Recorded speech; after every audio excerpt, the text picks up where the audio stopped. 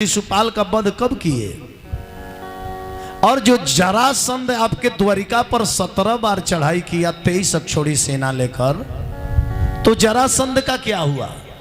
तो भगवान श्री कृष्ण के बारे में बतावे लगने सुखदेव जी। सुखदेव जी कनी है महाराज परीक्षित, एक बार पांचों पांडवों ने रायसु यज्ञ किया। किस कारण किए? तो एक समय श्री नारद बाबा अइले धर्मराज दरबार में गुप्त बात बतावे लगले राजा से समाचार में। नारद कहले ये राजा तहरा बाप से एक ब्राह्मण मर गईले हाँ, ताके कारण ए राजा तहर बाप नरक कुंड पर गईले हाँ। तब बेटा बेटी के कर्तव्य है कि माई बाप के उद्धार करे, अब बीच भंवर में परी हो नैया खेकर उसे पार करे। हेलो, तनी को चाहे ज्यादा सादा होता। तो नारद जी से पूछनी धर्मराज युधिष्ठिर की बाबा ये खातिर का करे के परी कि हमार बाबूजी नरक कुंड से छूट जास। तो जन नारद जी कहले बनी केकरा से? धर्मराज से। मान कानवा नाय राजा, अरे मन कहानवा ना, तो जग में अरे राय सुजग महानवा ये राजा मन कहानवा ना।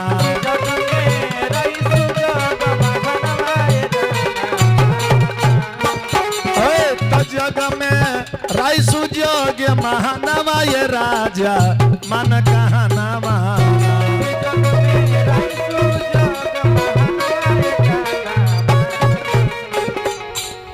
इस जग में 5 गो समान लागी। कौन यज्ञ करावे के बा? रायसुए यज्ञ। जैसा ही यज्ञ होता तेहू में सामग्री लगेला तो पंडित जी पहले लिखले बानी, कहले जे 5 गो मुख्य समान लगी ये यज्ञ में। काका तब पहले जरासंध के मार के 20,100 राजा लोग के अपना जेल में कैद कैले बा जीत के। तो पहले वो राजा लोग के प्राण निकले वाला बा, काहे कि आज कई बरिस से ना अन्न देता ना जल देता। वो सारा धर्मात्मा राजा हुआ, सबके जीत के वो जेल में बंद कैले बा। तो पहले जरासंध के मार के वो 20,100 राजा लोग के मुक्त करावो, अपना जग में बुला के भोजन करावो। दूसरे का द्वारिका से कृष्ण के बुलवावो। तीसरे का नाग लोक से नाग सभा मंगावो। चौथ का कामधेनु गाय के बुलवावो। पांचवा लंका से कच्चा सोना मंगवावो। ये 5 सामान आई तब तहर जाके रायसु जग प्रारंभ। तो देखिए एक घर में 5 आदमी बाड़े, अब 5 गो सामान ले आवे के बाद यदि एकता बानू तो 5 सामान 5 मिनट में आ जाए। काहे? केहू कुछ ले आवे चल गई, केहू कुछ ले आवे चल गई, केहू कुछ ले आवे चल गई, एक बेर लेके चलिए। आ एक आदमी 5 सामान लेके आवे जे तो इनमें विलंब लाग सकेला। तो ई पतिया सुनते सहदेव सबसे पहले खड़ा हो गई। सहदेव कहले कि भैया आहो भाई, अरे आहो भाई, तो द्वारिका नगरिया हम ही जाइब। आहो भाई द्वारिका नगरिया हम ही जाइब। आहो भाई।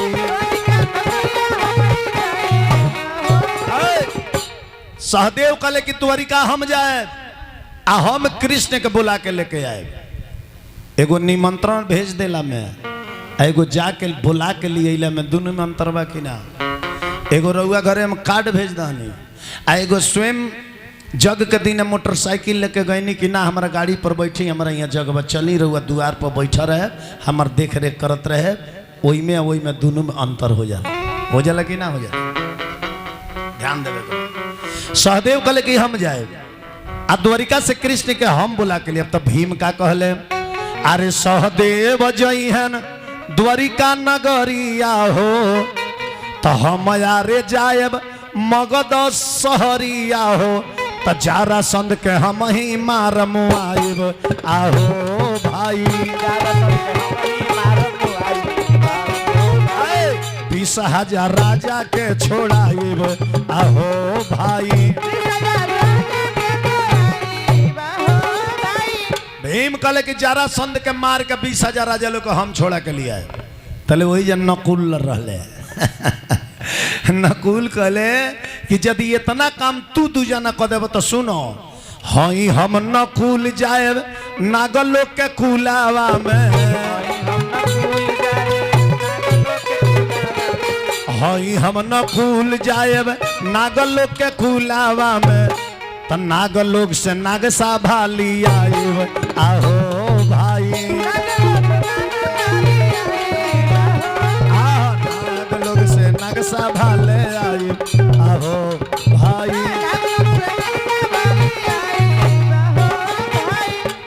तले वही जा अर्जुन रहले।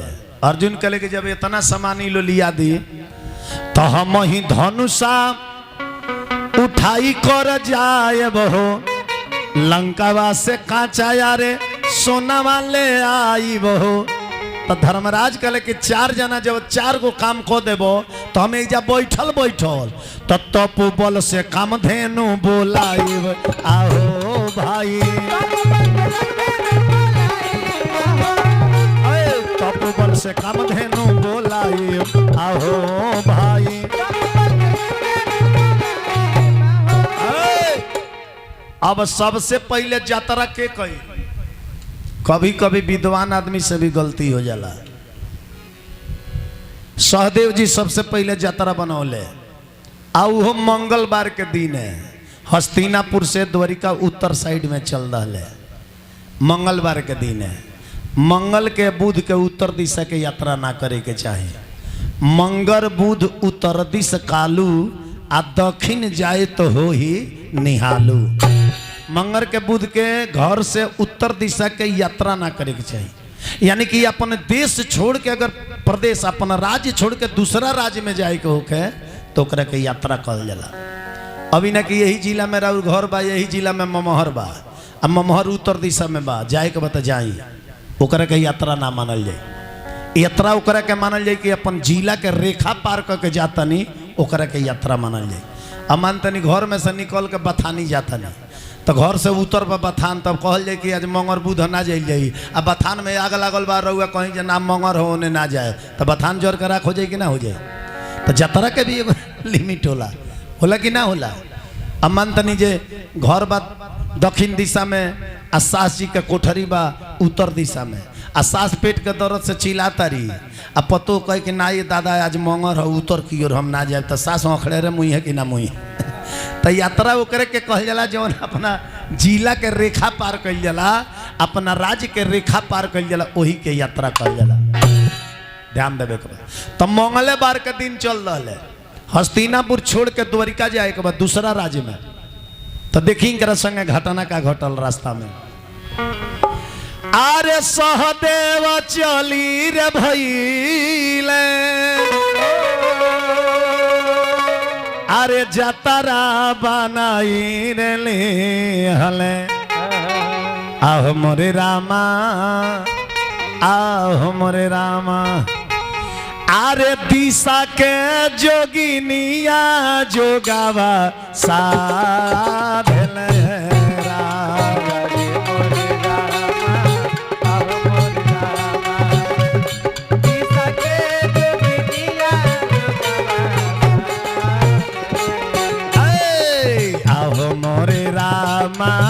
आहो मोरे रामा दिशा के जोगिनिया जोगावा साधल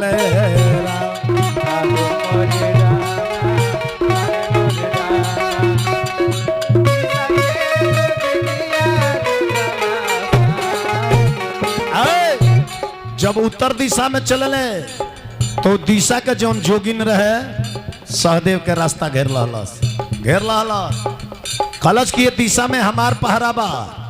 आज मंगलवार के तू दक्षिण से उत्तर चल दिले बड़ो, हमरा से लड़ाई करो, हमरा के परास्त करो तब जा। अब बिना हमरा के परास्त कैले तू चहब चल जाए के तो तारा के हम जाए ना दे। तो सहदेव जी एक बेर धनुष से बाण उठौले आ घींच के एक गो बाण मरले ध्यान तनी हो का हो गए। सहदेव मरले बानावा नंगे भइल जोगनी के तानावा।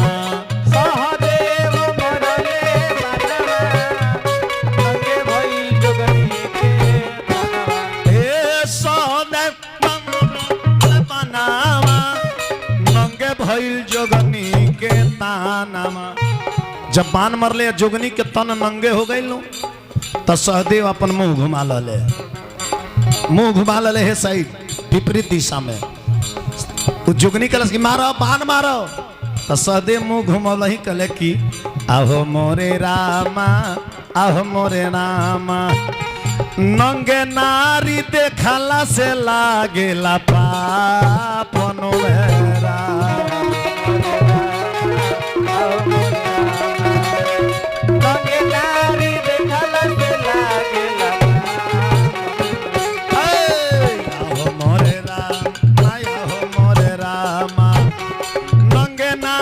देखला से लागेला पापनो मेरा।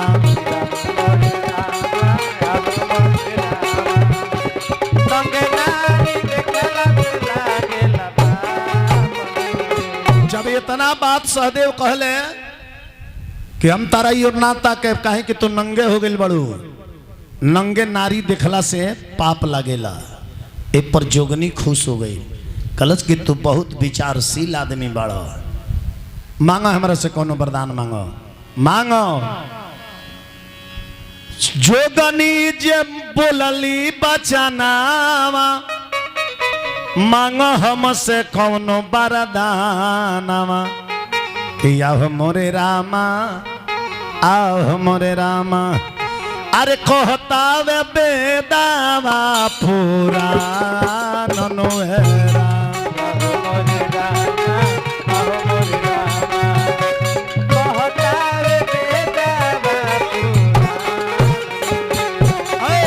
मोरे रामा यहो मोरे रामा कहता वे बेदावा पूरा ननोहेरा।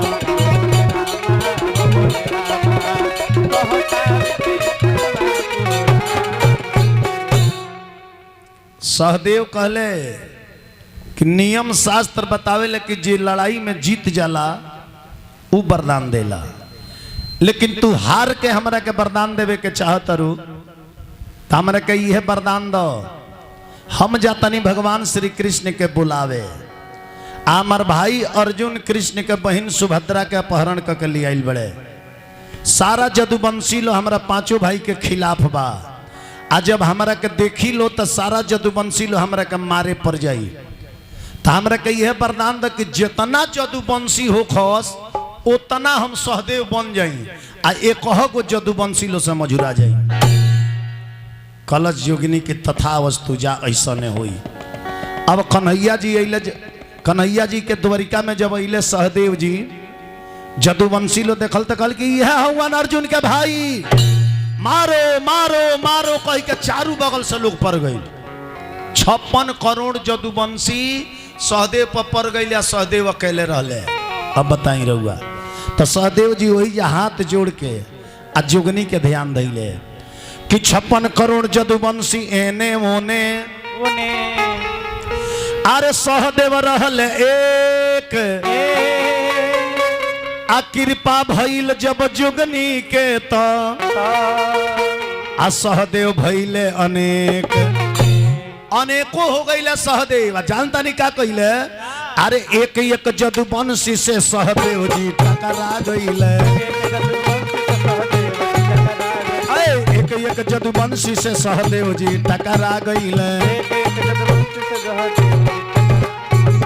एक एक जदुवंशी से सहदेव जी टकरा गईले।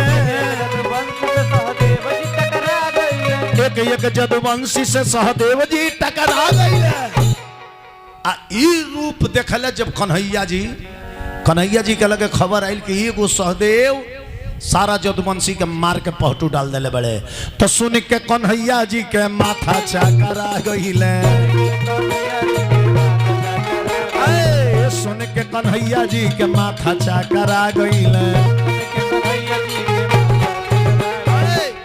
सहदेव गए रहे बोलावे खातिर, कन्हैया बिना बोलौले ही ए जाया गइले। अरे बिना बोलौले कन्हैया ए जाया गइले। कन्हैया जी आगे निकली, सहदेव रुक जा। सबके कन्हैया जी रुको अवले बानी। कनी के सहदेव तारा है भयानक रूप पर हम खुश बानी। आज ले हम ना जानत ने कि यो पावर तारा लगे बा, तारा पर खुश बानी मांगा वरदान।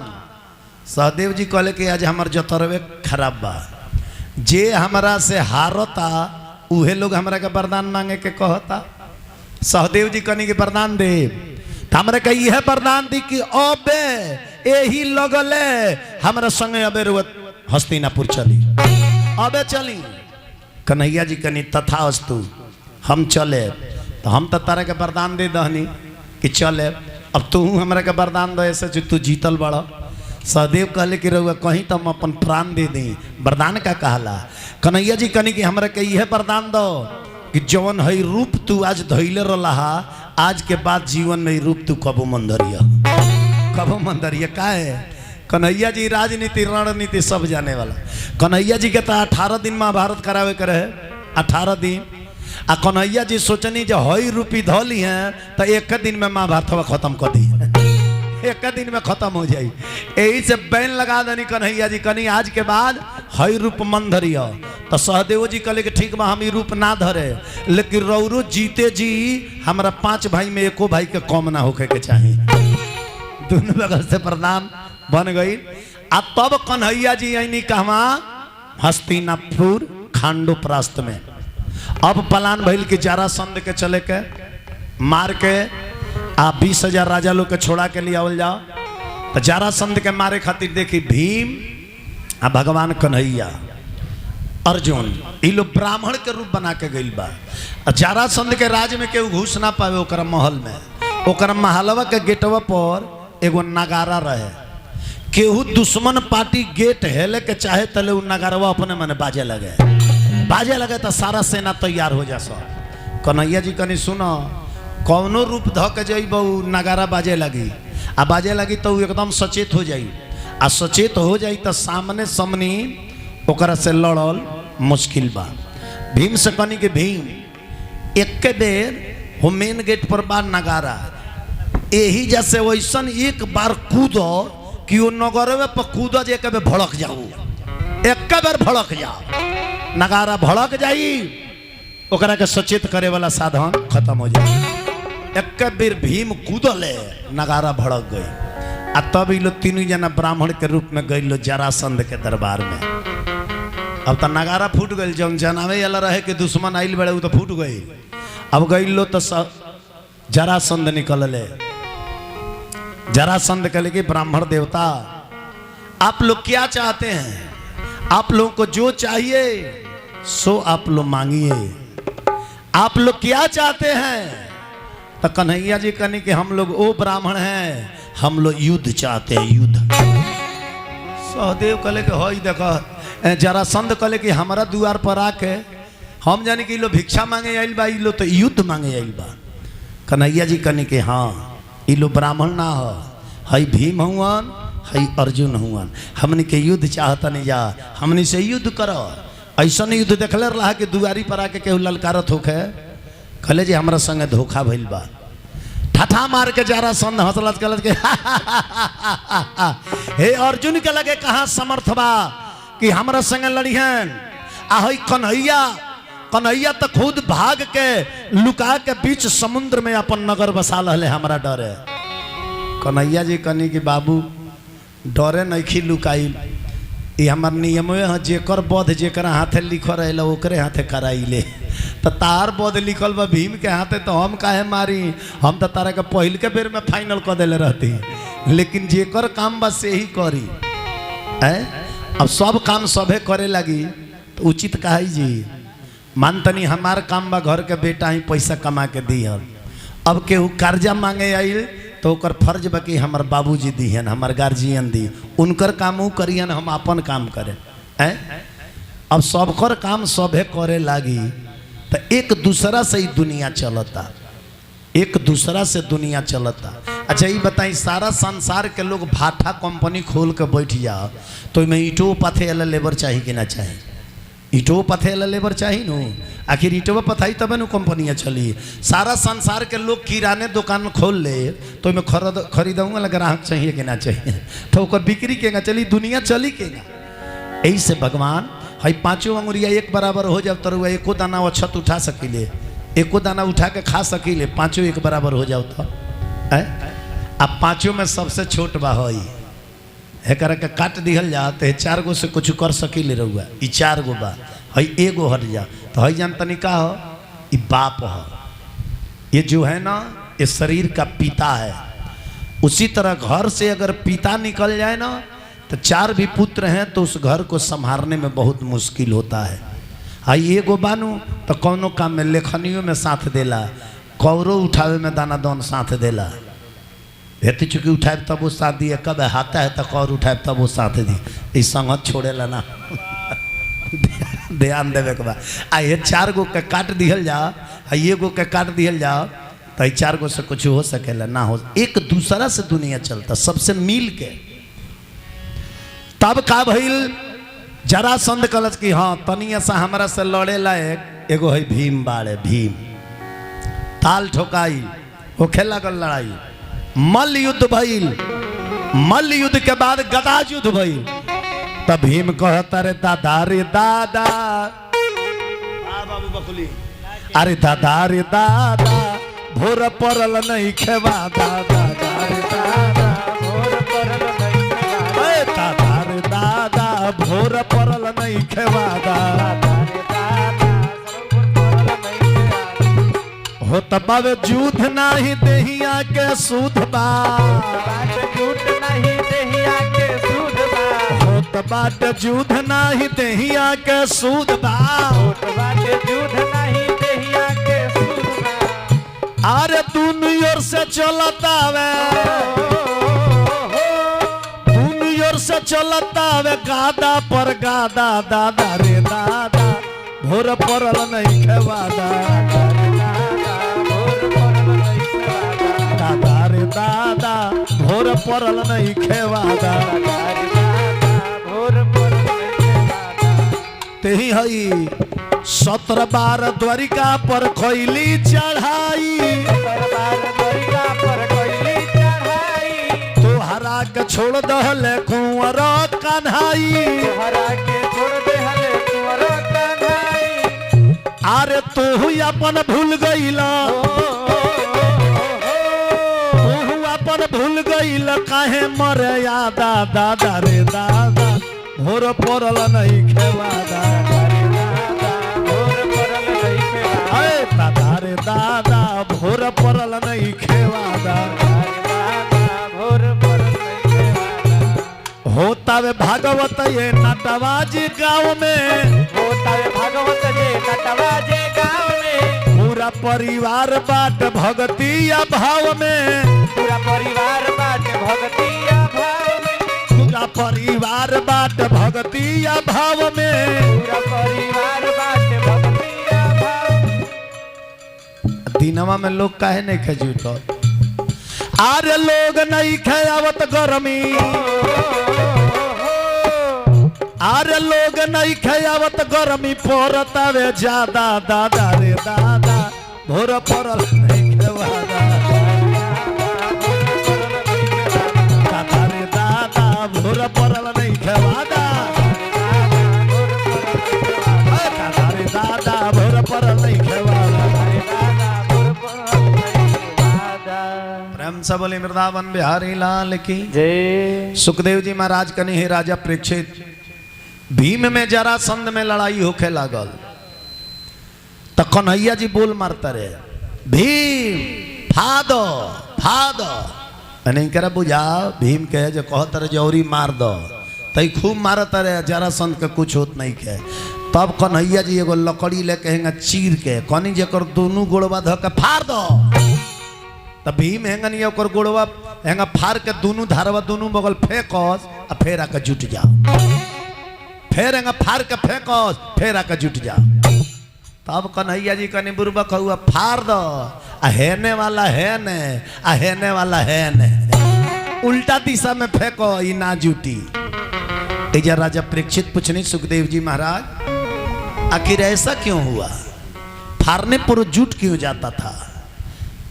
तो सुखदेव जी कहने कि राजा परीक्षित जरासंध का जन्म 2 महतारी के पेट से हुआ था, 2 महतारी के पेट से भई रहे। जरासंध के बाप के नाम रहे बृहद्रथ राजा, उनकर 2 मेहरारू रहली, इरिया बिरिया दुनु जानी के नाम रहे।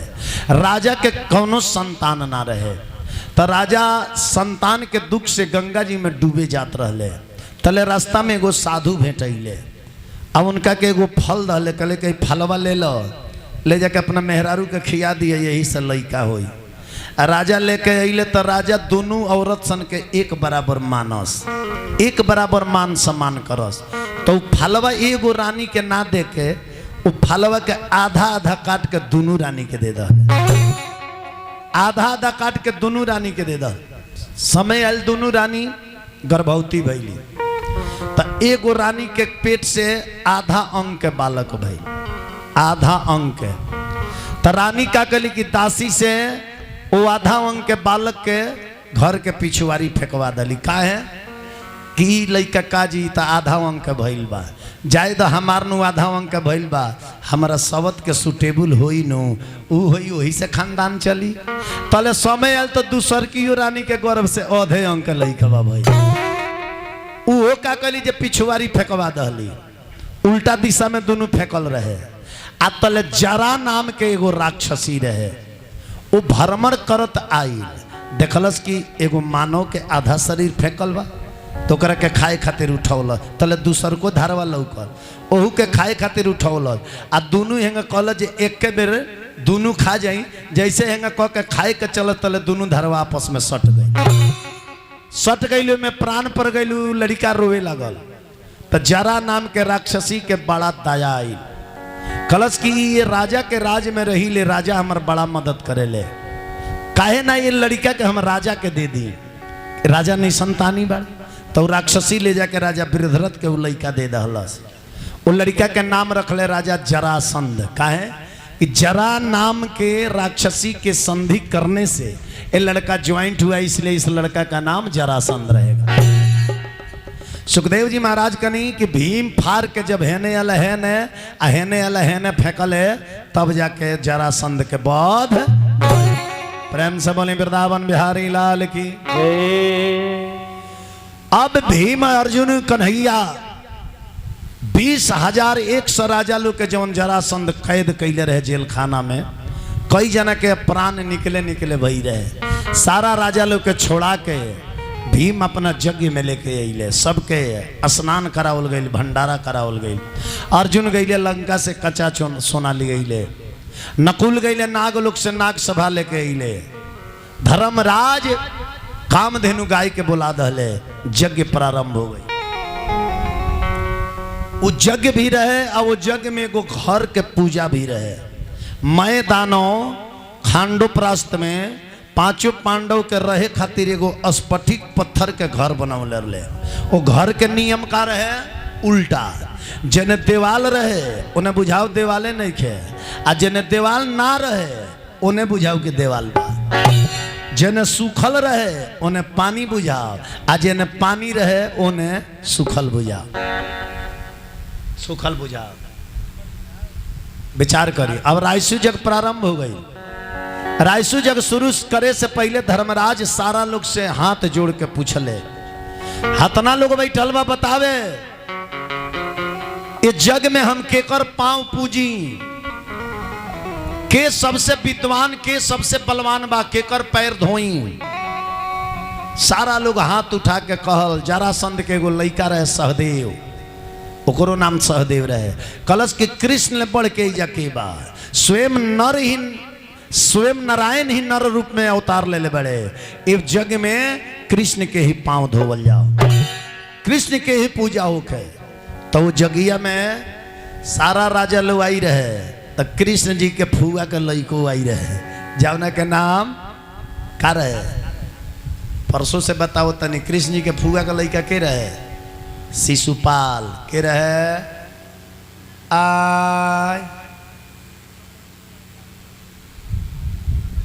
इहो काकी लो 5 दिन से खुशे हुई कि जाए द हलचल बाबा नदगे चिघड़ा तारे टाइमो 3 घंटा घामों में कट जाता। अब का जानी यहाँ लोग के सुनता नहीं लोग कि मानवा घरे रहता। चिंता कितना जानी के लागल हो, दही जमा के आइल मानी कहीं पतो ही छलिया मत उतार। कृष्ण जी के फुआ के लड़का के नाम रहे शिशुपाल। वो आई रहे वो सभवा में। जब कृष्ण जी के पैर धोवाइल नु तो शिशुपाल से बर्दाश्त नाम हुई, काहे कि कृष्ण जी के पक्का विरोधी रहे शिशुपाल। तो तनी ध्यान से सुनी। राय सुजग्य करवले युधिष्ठिर, जग में बोलवले सकल महिपाल के, बड़े बड़े विप्र विद्वान मुँह बैठल बाड़े। आखिरी में पूजा भइल मदना गोपाल के, देख के ई हाल चाल मन में मलाल भइल। काल नियराइल जब पापी शिशुपाल के, रहल ना रुआब हो गुलाब वही जा केहू के। अजबे बा महिमा वो जसोदा के लाल के, अजबे बा महिमा वो जसोदा के लाल के। जब कृष्ण जी के पैर धोवाइल नो तो शिशुपाल खड़ा हो गई। आ 80 गो गलती कन्हैया जी ओकर नोट कर ले रहे। 80 गो पहले गलती कर चुकल रहे, 20 गो और गलती के जरूरी है। 20 गो गलती और शिशुपाल कह दी, एकर काम खत्म बा। खड़ा हो गए शिशुपाल, कहता कि आए धर्मराज, हई माखन चोर, दही चोर, साड़ी चोरावे वाला चोर के तू ये भरल सभा में पांव धोला। हई भारी भारी संत ऋषि महर्षि के अपमान करके एगो है अहिर बाल गोवाल के तू पैर धोला।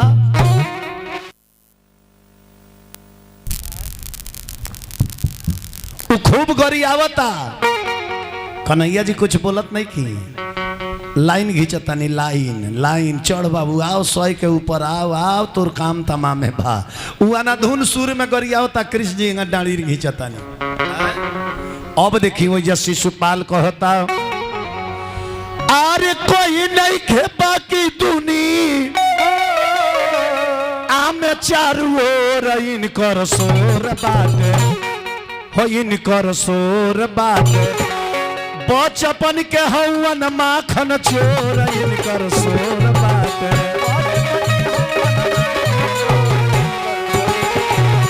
बचपन के हवन माखन चोर इनकर सोर बाटे।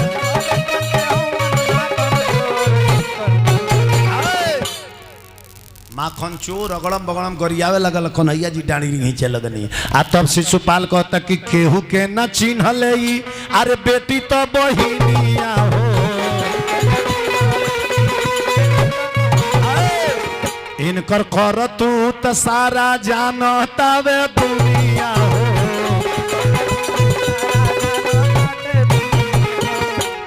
अरे ओकड़ी चला के देले, अरे गोगरी के फोर इनकर सोर बाटे।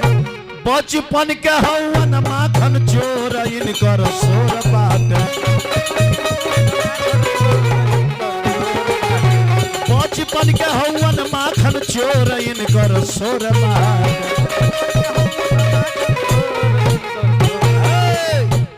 तले भीम खड़ा हो गई। भीम खड़ा भइले तले जानता नहीं 95 गो गलती पूछ गल शिशुपाल के। आ सब लोग चिहाइल बा कि हेतना बोल दल सा। कन्हैया जी अभी खिसियले ना, का है कन्हैया जी ऐसे ना खिसियले कि अपना फुआ के वचन के पालन करत रहे। फुआ के वचन दिल लेकिन 100 गो गलती माफ करे। अभी 95 गो भइल बा। संजोग एकर ठीक होई तो चुप लगा जाई, हाँ ना तो संजोग बाउर होई तो 100 गो पूजाइए दी। भीम खड़ा हो गई शिशुपाल से हाथ जोड़ के कहले, शिशुपाल केहू के न्योता में जाइल जला नु तो ओकरा यज्ञ के बनावे के कोशिश कइल जाला, ओकरा यज्ञ के बिगाड़े के कोशिश ना कइल जाला। बहुत आदमी के देखले हो खे, बहुत आदमी के देखले हो खे रउआ 52 किस्म के भोजन उनके सामने परोस दी, लेकिन रउआ से टप देना वो हरा मिर्चा मांग दी है, टप देना हरा मिर्चा मांग दी है। उस व्यक्ति को सोचना चाहिए जहाँ करोड़ों आदमी के भोजन बनल बा, हो सके लो बरे ओकरा यहाँ हरा मिर्चा ना होकर जौन थाती आई लोग तो सारा कुट काट के ला गई लोग, आ चाहे कहीं भूल से धराइए गई लोग बरे मौका पर ना मिले तो और इज्जत चल गई कि ना चल गई। इस सब आदमी के हम बहुत समझाई ले कि अगर खाना बाउर भी बनल बा खियावे ला यदि पूछ दलस कि खाना कैसन भइल बा तो नईखे निमन लगत तो एके दू कवर खाई कहीं जे का कहे भूखे नहीं खे ना तो इतना ना स्वादिष्ट बनल बजे 2-4-10 गो और खैते तो उसके अंदर खुशी होगा, खिलाने वाले के हृदय में खुशी होगा। एक आदमी बाड़े जे 52 बीजन खिसी खिया दी पूछे तो कहें ठीक है भाई लाल तनी ऐसा कोहाड़वा में नमक टाइट हो गई, मैंने वो एकदम कमी निकालिए दिए। मैंने हम तारा का नहीं कि तू अपना पर मत तोड़ियो, मैंने सार्वजनिक बात करी। बताइए हरिहर मरचा खातिर 20 मिनट खाना लेके बैठल रहे जले जैसे गई ना तल खैले है ना, एक बेरा के खाना में 9 गो 10 गो हरा मिर्चा रहे। खा जाने कौन डॉक्टर बता दिले बजे हरा मिर्चा खइबा तो काला ना होई था विचार करी तब कह दिले बा डॉक्टर तो लिमिट से खाई के कहले कि एक बेर केहू के यहाँ जाता दर्जने पूजा दो मानता नहीं जे मध खूब बढ़िया दवाई है तो लिमिट से खाए तब नहीं दवाई बा। अब 1 किलो लेकर मध एक बार पी गले तो हर्जा करी कि ना करी, कौनो चीज़ के लिमिट बा। खाने बा भूख लागल बा हिसाब से खाए तो देह में सेट करी, अब ओवर धके के टंकी लखन फूल कह दे तो का डाइजेशन बिगड़ी कि ना बिगड़ी। प्रेम से बोली वृंदावन बिहारी लाल की जय। अब भीम खड़ा हो गए शिशुपाल के सामने हाथ जोड़ के कहता रे अरे सुन शिशुपाल माना, अरे सुन शिशुपाल माना, अरे बतिया हमार हो, अरे बिगाड़ जानी जगिया के, अरे बिगाड़ जानी जगिया के, करना विचार हो बिगाड़ जानी जगिया के, करना विचार हो बिगाड़ जानी जगिया के। जेकरा के तू गाड़ी देता रहो पाँव धोइला के जेकर तू विरोध करता रहो ओकरा बारे में जानता रहो। अरे कृष्ण ले बढ़ के बालावान जाके कृष्ण बढ़ के बालावान जाके अरे बल बुद्धि वेद में विद्वान जाके बल बुद्धि वेद में विद्वान जाके बा। अरे नरतन धरी हरी वाह बाबू वाह, नरतन धरी हरी नरतन धरी हरी ले ले अवतार हो बिगाड़ जानी जगिया के, करना विचार हो बिगाड़ जानी जगिया के, करना विचार हो बिगाड़ जानी जगिया के। हेलो हेलो पिछवा एगो तकिया धइ रहला ए बाबू हो जैसे ले ले तकिया सीधा वे तू धइल हई हो रहतिया रहतिया ओही घरवा में चौकी पर 2 गो बाटे तकिया।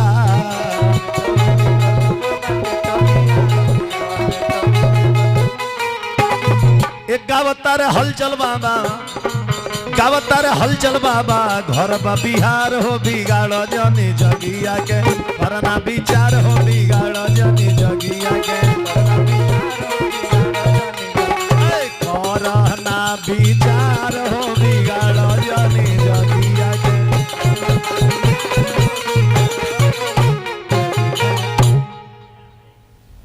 बढ़िया। हाँ नाचत रहे वहाँ के दिया रही रही के उनका ताल बेधता बैठ। अब तो 20 गो रुआ दे दहनी उनका अब दिन भर ताले बेधत रही। वो बुझिए न अब जे ताल बेधला में बड़ा फायदा बा 20 रुपया मिलता। अब वो जब ताले आई तब खड़ा जब 20 रुपया के जरूरी पड़ी तब ताल बेच दी उनका। प्रेम से बोली वृंदावन बिहारी लाल की। जब भीम कहले कि नर्तन धरी हरी ले ले अवतार हो बिगाड़ जनी जगिया के करो ना विचार। शिशुपाल गलत की का हई नारायण हुए हई। अब देखी के गाना धुन गोरी आवता शिशुपाल। दिन भर गाय चरावे बापीन करी अरे दही बेचे लिमाई आके तना ही मत बासियार में जो शेर से आके अझुराई। इतना बात जब देखिए कितना ही तेज बढ़े कहनी केकरा से कान में दुकाहा आवाज पड़ गई दौड़ के एकदम डिप्टी पहाजी लड़का इतना फरार होके के चाहिए काहिल उनका से तो खाली लवटिए आई देखी खोज लिए ई कान पतले रहत रहे जे केहू कोनो सामान सर दे मांगू। प्रेम से बोली वृंदावन बिहारी लाल की। ऐसा ने भाव होके के चाहिए। लड़कन के संस्कार बचपने से चिन्हा जाला कि लड़का आगे चल के कितना फरहर होई है। प्रेम से बोली वृंदावन बिहारी लाल की। अब तल दादा भीष्म खड़ा हो गई ले। भीष्म पितामह कल के आए शिशुपाल जबान पर ताला लगाओ। थोड़ा बुझाते थे के करा के गाड़ी देता रही। वो स्वयं साक्षात पर ब्रह्म हुआ।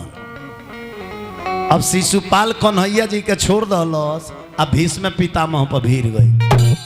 कहता कि तू तो उहे हुआ जवानी हुआ तमने तू हुआ तू का कोनो कम हुआ 450 बरिस के हो गई आ तारा सामने हई एगो 17-18 बरिस के एगो लड़का के पाँव धोवाइल तारा अपन बेइज्जती नहीं के बुझात।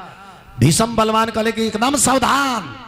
तब भीष्म जी के गरियावता कहता अरे भीष्म बलवानवा हुत्ताहरा समानवा अरे हई एगो ग्वाला के पूजा नवा साहत नहीं खे। अरे एगो ग्वाला के पूजा नवा साहत नहीं खे। अरे तो बूढ़ भइल बाकी ताहरा बुझात नहीं खे। बूढ़ भइल बाकी ताहरा बुझात नहीं खे। अरे तू हौ जवन तवन जाने सारी दुनिया हरि के लेवैला काशी राजा के बबुनिया। तू जवन हौ तवन जाने सारी दुनिया हरि के लेवैला काशी राजा के बबुनिया। तीनों लड़कियन के माटी जिंदगनिया तारा लेखा पपिया लाखात नहीं खे। अरे तो बूढ़ भइल बाकी तारा बुझात नहीं खे। बूढ़ भइल बाकी तारा बुझात नहीं खे। भीष्म पितामह बैठ गई। तब फिर तले 99 गो गलती शिशुपाल के पूरा हो गई। आज जैसे कहलस कि रण छोड़ जो लड़ाई का मैदान छोड़कर भाग जाता है वो यहाँ बलवान के पद पर आज पूजित हुआ। जब 100वां गलती पूजल तो कृष्ण भगवान के अंगुरी में चक्र नाचे लागल हाहाकार मच गईल। सब लोग थरथरा गईल कि अब शिशुपाल गईल। अब देखी क्या भइल। अरे शिशुपाल के सभा में अरे शिशुपाल के सभा में अरे 100 गो माफ भइल। शिशुपाल के सभा में शिशुपाल के सभा में 100 गो माफ भइल।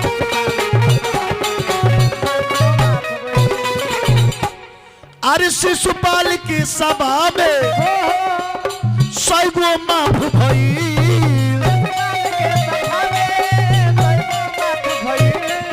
शिशुपाल के सभा में 100 गो माफ भइल। अरे इतने में कृष्ण हाथ से अरे इतने में कृष्ण हाथ से अरे चक्र छूट गई। इतने में कृष्ण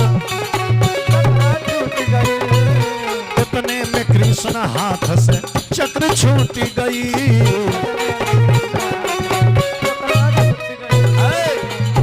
इतने में कृष्ण के हाथ से चक्र छूट गई।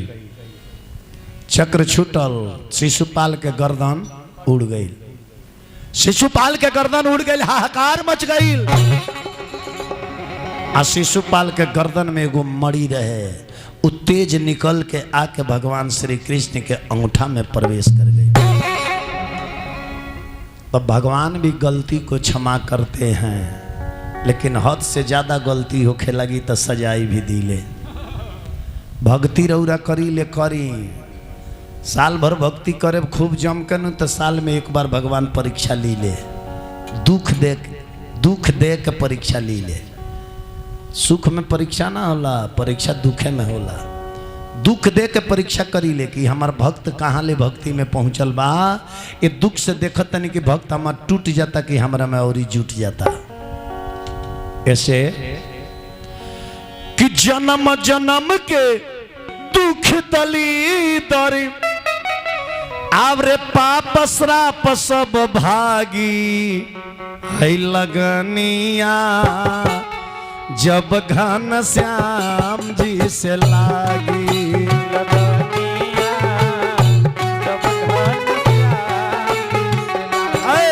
है लगनिया जब घन श्याम जी से लागी।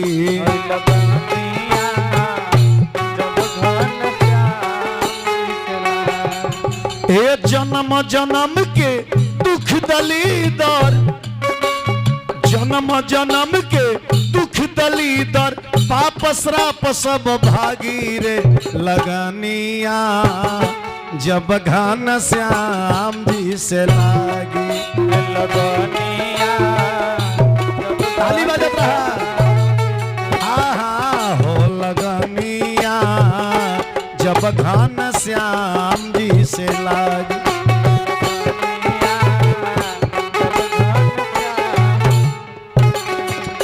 हरी नजर जब परी देह पर, ज्ञान दीप पर जाई हो। हरी नजर जब परी देह पर, बैरागी उपकारी मन में गीत खुशी के गाई हो।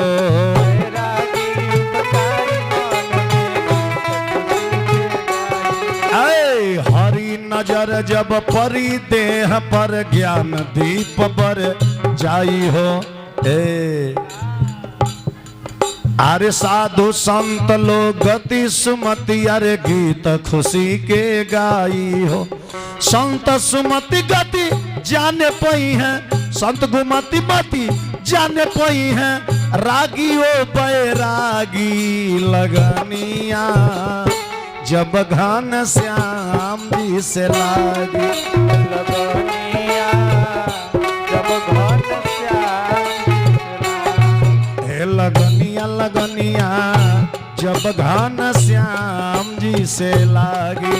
लगनिया लगनिया जब घन श्याम जी से लागी। कोनो जरूरी नहीं कि भगवान के भजन रौदा मंदिरे में जाके करो। अरे हरि भजन जहमें करब जिंदगी धन्य हो जाई हो। हरि भजन अरे जहमें करब हे हरि भजन तो करबे जहमें जिंदगी धन्य हो जाई हो। हरि भजन करबे जहमें जिंदगी धन्य हो जाई। हलचल बाबा, अरे हलचल बाबा दुष्ट लोगवा आके क्षमा मांगी। लगनिया जब श्री राम जी से लागी।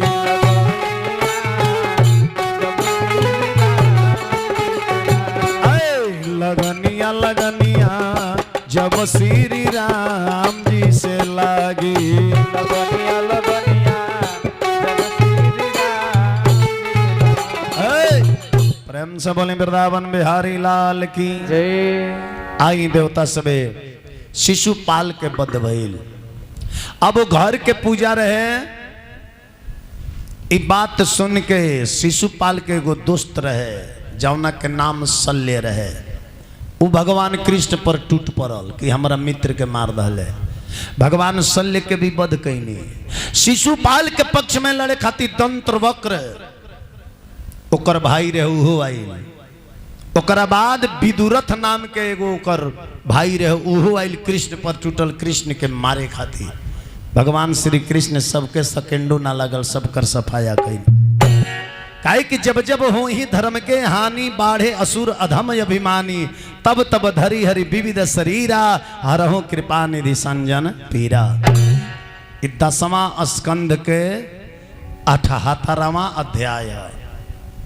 अब 80 से लेके 90 तक सुदामा चरित्र, राजा परीक्षित के मोक्ष के कथा बा। तो 12 अध्याय आज की कथा रात्रि में हुई। सुदामा चरित्र, राजा परीक्षित के मोक्ष के कथा आज हुई। ब्रह्म हत्या मान के कृष्ण बलराम दोनों जना जमुना जी तर जाके स्नान करके प्राश्चित कैलो। कहे कि शिशुपाल फुआ के लड़का रहे, फुआ के लड़का रहे, तो उनकर फुआ के पाँव उनकर बाबूजी पूजले हुई हैं नो, तो मैंने बाप के पाँव पूज के लड़के को हमने वध किया है गलती द्वारा। भले दुष्ट है, दुष्टता द्वारा मारे हैं, लेकिन ब्रह्महत्या का तो वंश लगेगा। तो ये लो जाके अपन प्राश्चित कैल, अपराक्षित कैला के बाद तभी दोनों भाई अपन मुक्त भइले, द्वारिका के गईले। आ तले एने धर्मराज युधिष्ठिर कहले कि भीम शिशुपाल के ले जा। आ तनी है स्फटिक घर के पत्थर बनल बा घर, एकरा के तनी दिखा द। भीम अंगुरी पकड़ के ले जात रहले। आ तले देखी भीम ले जाता रहे, घर के नियम तो भीम जानत रहे, दुर्योधन का जानत रहे। जेने देवाल रहे उन्हें बुझाओ कि देवाल नहीं है, जेने देवाल ना रहे उन्हें बुझाओ कि देवाल बा। जेने सूखल रहे उन्हें पानी बुझाओ, जेने पानी रहे उन्हें सूखल बुझाओ। तो सुखला जान भीम सुखल की ओर ले जाता रहे, दुर्योधना के बुझाइल की पानी में ले जाता रहे। अंगुरिया छोड़ा के है ने भागल नु, तले डोब दे जाकर पानिया में गिर गई। पनिया में गिरल तो भीम ठाठा मार के हंसल है। आ दू तालाबा पर द्रौपदी माई बैठा रही, द्रौपदी माई ठाठा मार के हंसली। सही लोग कहेला आन्हर के बेटा आन्हर ना हो तो का हो, भक चोनहर जरूर हो जाला। यह बतिया दुर्योधन के हृदय में लाग गई। यह बात दुर्योधन के हृदय में लाग गई। ध्यान देवे के बाद महाभारत पूरा भइल का है, एगो द्रौपदी के बोली के कारण। ताना ना मरले रहती, व्यंग ना कसले रहती, तो महाभारत ना भइल। अब वही जब महाभारत ना, घरों घर में महाभारत काहे होला, सिर्फ स्त्री लोग के बोली के चलते। भाई ताना मार दी बर्दाश्त हो जाई, लेकिन भौजाई ताना मारे ले वो बर्दाश्त ना होला। ध्यान दे। तो भौजाई न रली द्रौपदी ताना मार दली। का ताना मारली, अरे खोरनी के फलवा, दुर्योधन के सुना के कहतरी, अरे खोरनी के फलवा मिलेला जरूर 10 तूर देखना, आन्हर के बेटा भइले सूर 10 तूर देखना, आन्हर के बेटा भइले सूर 10 तूर देखना।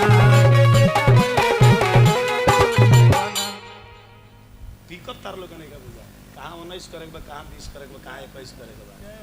कब मिर्गी ऊपर जाता है, कब बाई ले लेता। देख ध्यान दो, पहले चाल दो टेम्पू कहाँ बा। अरे खोरनी के फलवा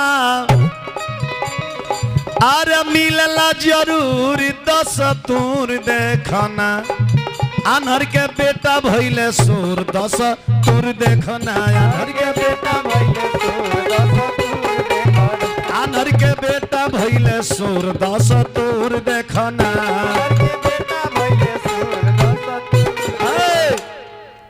ध्यान देवे के बाद कि अंगूरी छोड़ा के वो भागल बाड़े फान के अपनिया में गिर गईले सुखला हो जान के। अंगूरी छोड़ा के अरे भागल बाड़े फान के अपनिया में गिर गईले सुखला हो जान। अरे अंगूरी छोड़ा के वो भागल बाड़े फान के पनिया में गिर गईले सुखला हो जान के। कोहड़ा के लतर में देखी द्रौपदी के व्यंग मारतारी, कोहड़ा के लतर में हई फरल बा अंगूर 10 तूर देखन आन्हर के बेटा भइले सुर 10 तूर देखन आन्हर के बेटा भइले सुर 10 तूर देखन अरे चले के राह इनका तनिक ना बुझाई लागता गांजा पी के बाड़े भकुआई आ नाही तो खैले बाड़े नाही तो खैले बाड़े नशा में धतूर 10 तूर देखन अनर का बेटा भइले सुर 10 तूर देखन अनर के बेटा भइले सुर 10 तूर देखन यह एगो बोली के कारण चचा महाभारत हो गई। ई बोली दुर्योधन के हृदय में बहुत लागल। रोवत आइल अपना बाबूजी के लगे, बाबूजी के लगे रोवे लगल कलश की पिताजी आज द्रौपदी हमरा के बड़ी अपमान कैली है, आज आन्हर के बेटा सुर कहले बड़ी आ हम प्रतिज्ञा कले बनी कि द्रौपदी तो हमारा के भयंग मरलू, हमारा अपमान कैलू है जब केहू ना देखले एगो भीम देखले, लेकिन तहारी अपमान करो तो देश विदेश के राजा देखी हैं प्रतिज्ञा करतनी कि तारा के नंगे करके अपना जंघा पर ना बैठा लहनी तो हमरो अंधा पुत्र दृष्ट दुर्योधन नाम ना। यह प्रतिज्ञा दुर्योधन कैलस। एक कथा से गौरी शिक्षा मिली कि कोनो रिश्तेदार के ज्यादा दिन अपना घरे ना रहे देवे के चाहिए, ओहू में विशेष करके घर के सार होके ओकरा के कबू अपना घरे ज्यादा दिन मत रहे दी, अपना घर के मालिक बना के मत रखी। तो हो सकेला जे रहुआ धन धर्म दोनों से खेल जाइयो, कहे कि ओकरा डर के कहिले नहीं खे जीजाजी मरबे न करी हैं। अब बहन बाड़ी जो गलती को के भाई तो कहने हाँ दे हमारा भाई के इकुली कहिए हमार भाई ओहिमे कहना हमार भाई तो अपने के हीरा बहन छपबे करी ना बोन वही मरबे न करी, ओकरा डर काम ना बात के। तो दुनिया में सबसे भारी गलती करता है कौन? जो निडर हो जाता है। सो जो व्यक्ति निडर हो जाता है वही गलती करता है। चोरी करे से पहले चोर जान जाओ कि केहू देखता हम पकड़ा जाए तो चोरी ना करी, भाग जाए। लेकिन वो निडर होके ही चोरी कर ले कि केहू देखत नहीं के तबे वो चोरी करेला। विचार करी। अब वही घर में दुर्योधन के मामा रहत ले मामा। हाँ तो संसार में ममो भइले सन तो दू एगो शकुनी आ एगो एने कंस, ई बहिने के खानदान फाइनल कर दले जा। जितना दुर्योधन के भाई मारल गईले, जितना गंधारी के बेटा मारल गईले, सब वो मामा के कारण मारल गईले। ना मामा जुआ खेलौले रहते, ना द्रौपदी के जीतले रहते, ना द्रौपदी के सारी खिंचाई रही, ना महाभारत भई रही। मुख्य कारण है बोली। बोली कबो संभार के बोले के चाहिए। मीठी बानी बोलिए मन का आपा खोए, औरन का शीतल करे आप हो शीतल हो। तो द्रौपदी के एगो बोलिए पूरा महाभारत करौलत। प्रेम से बोली वृंदावन बिहारी लाल की जय। चलिए मास्टर साहब आज रात्रि में ज्यादा देर तक बैठे के पड़ी, अब फिर 1 घंटा बाद रहुआ बैठे के पड़ी 2 घंटा बाद। तो अब आरती के तैयारी करी। आज राजा परीक्षित मोक्ष के भी कथा बा, सुदामा चरित्र के भी कथा बा। आज समय से तनी मार सबके आज समय न मिलल तन